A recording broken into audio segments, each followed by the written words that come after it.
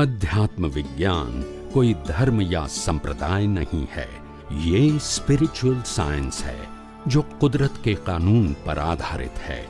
ये विज्ञान पूरे ब्रह्मांड के सभी रहस्यों को उजागर करता है और जीवन के सभी पहलुओं को समझने के लिए एक नई दृष्टि देता है।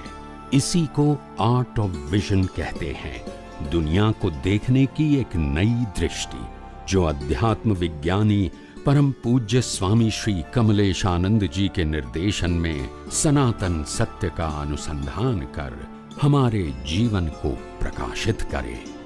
जय सच्चिदानंद।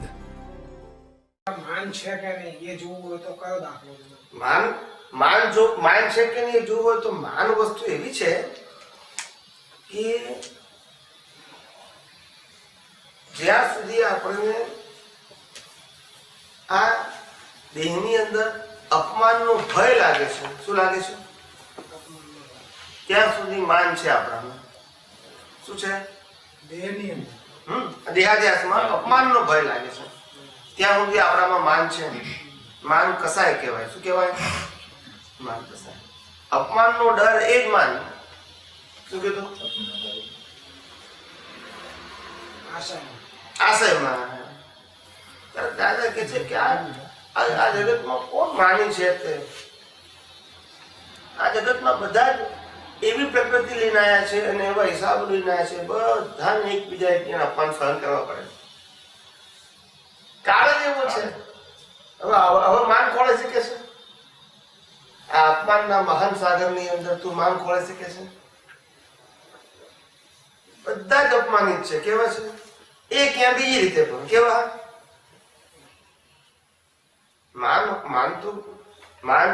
માન કેવી ચીજ હતી? માન આગળ લઈ જાય એવી ચીજ હતી। શું હતી?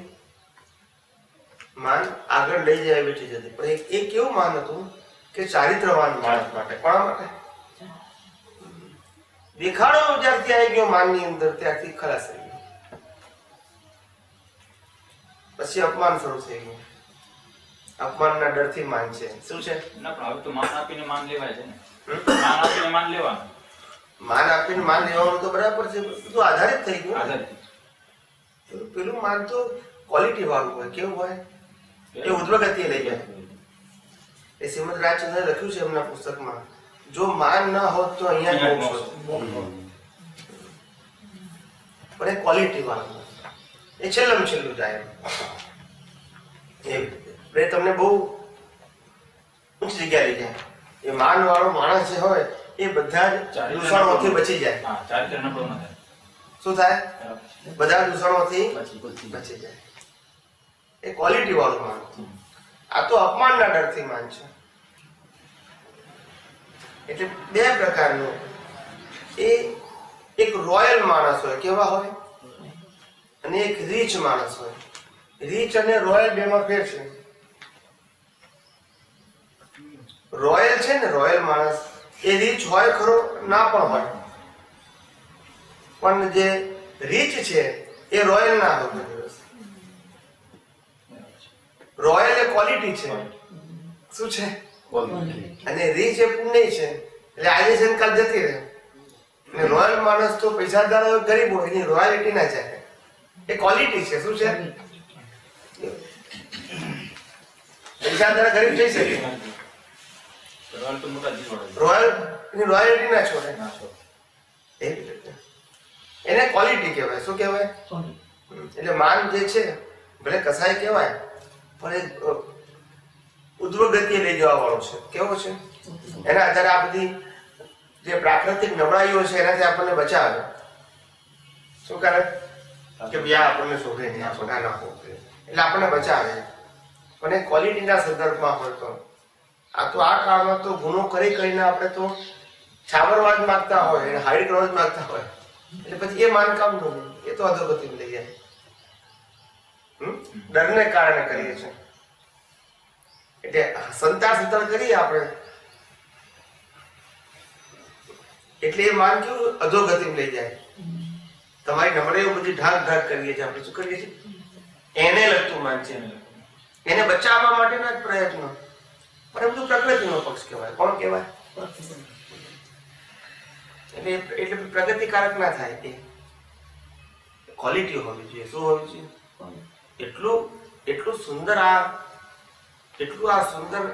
જ્ઞાની પુરુષે આપણને આ દર્શન આપ્યું છે આટલું, કે આ દર્શન આપણું આ કાળની અંદર તો આવું દર્શન હોય નહીં, પણ આ દર્શન આપ્યું છે. હવે આપણે આ એક અવતાર ખાલી એના માટે કાઢી નાખ્યું, આ સમજવા માટે, અનુભવવા માટે અને સારી ભાવનાને બીજ નાખવા માટે. બસ એક અવતાર. પછી બીજો અવતાર ખૂબ સુંદર આવશે.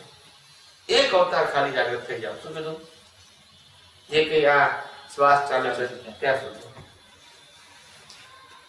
આજે જેવો સંજોગ છે તે એમાં બહુ ઊંડા ઉતરવું નથી, પણ કેવું જોઈએ છે એમાં તો ખાસ ઊંડા ઉતરવું છે. સમજાય છે ને? કારણ કે કેવું જોઈએ છે એ આપણું ભાવિ છે, અને કેવું છે એ આપણું વર્તમાન છે, કે જે વર્તમાન અંત થવા માટે આવ્યું. શેના માટે આવ્યું છે? અંત થવા માટે. વર્તમાન એ ભવિષ્ય નથી, વર્તમાન અંત થવા માટે આવ્યું છે. કારણ કે આપણું આજનું વર્તમાન છે ભૂતકાળને આધારે છે. શેના આધારે છે? આજનું વર્તમાન છે ભૂતકાળને આધારે છે. આજે જે મારું અંદરનું જે વર્તમાન છે એ મારું ભવિષ્યકાળ છે. બહારનું વર્તમાન એ ભૂતકાળને આધારે છે અને અંદરનું વર્તમાન એ ભવિષ્યકાળ. તો એ સાચું વર્તમાન છે મારું અંદરનું. એટલે ત્યાં આગળ જે આપણો આશય છે, ગોળ છે, ધ્યેય છે, એને અનુરૂપ બધી જ ભૂમિકા તૈયાર થવી. એને અનુરૂપ. એટલે બહારના સંતો ભણે ગમે તેવા હોય તો વચ્ચે ક્યાં આવે છે અંદર બીજ નાખવામાં? ત્યાં પાકા ત્યાં થવાનું છે. બીજ તો નાખી શકે ને સારા સારા. ભગવાન આ ના શોભે, આવો સંજોગ મને બિલકુલ પસંદ નથી. લાયા છે મારી અણસમજણને કારણે, અજ્ઞાનને કારણે, અનાવડતને કારણે બધું ભર્યું છે એ નીકળે છે. એમાં કોઈનો વાંક નથી. શું કીધું? કોઈનો વાંક નથી. મારી અણસમજણથી, મારી અજ્ઞાનતાથી મેં મોહને બસ, અજ્ઞાનતાને બસ આવા બીજ નાખ્યા છે. પણ હવે મને સમજાવ્યું કે આ જે સંજોગ છે એ મને કોઈ પણ રીતે મારા ધ્યેયની અનુરૂપ છે, માટે આ ન હોવું શકે. એ સમજપૂર્વક ના પાડીએ. શું કરીએ? આપણે એને તિરસ્કાર નથી કરતા, ત્યાગ નથી કરતા, આપણે જરૂરિયાત નથી એવું કહીએ. શું કહીએ છીએ? તિરસ્કાર નથી કરતા આપણે.